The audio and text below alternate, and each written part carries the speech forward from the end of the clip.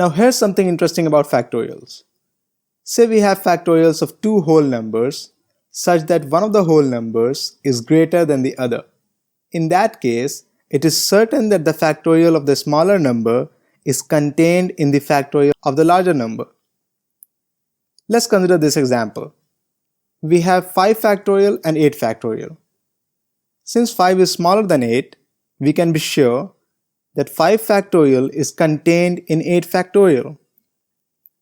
We can see it here.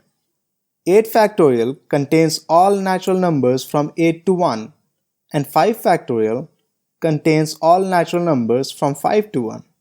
So clearly, 8 factorial contains all natural numbers that are there in 5 factorial, and hence 8 factorial contains 5 factorial. Similarly, if we had 10 factorial and 13 factorial, we can say for sure that 10 factorial is contained in 13 factorial. But is this knowledge useful to us? Of course it is. Let's see how. Say we need to express 10 factorial as a multiple of 8 factorial. We know we can do this because we know 8 factorial is contained in 10 factorial. We know that 10 factorial is equal to 10 into 9 into 8 into 7 into 6 into 5 into 4 into 3 into 2 into 1. But at the same time, we also know that the region from 8 to 1 is nothing but 8 factorial. So 10 factorial can be written as 10 into 9 into 8 factorial.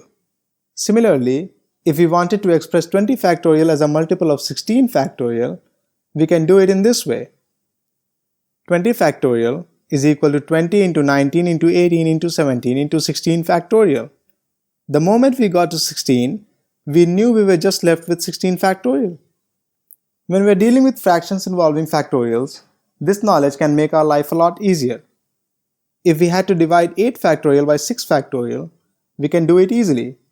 We can write 8 factorial as 8 into 7 into 6 factorial, and then we can simply cancel 6 factorial in the numerator with the 6 factorial in the denominator.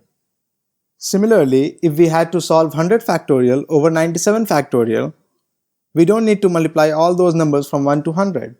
We would simply write 100 factorial as 100 into 99 into 98 into 97 factorial, and then cancel out 97 factorial in the numerator and the denominator.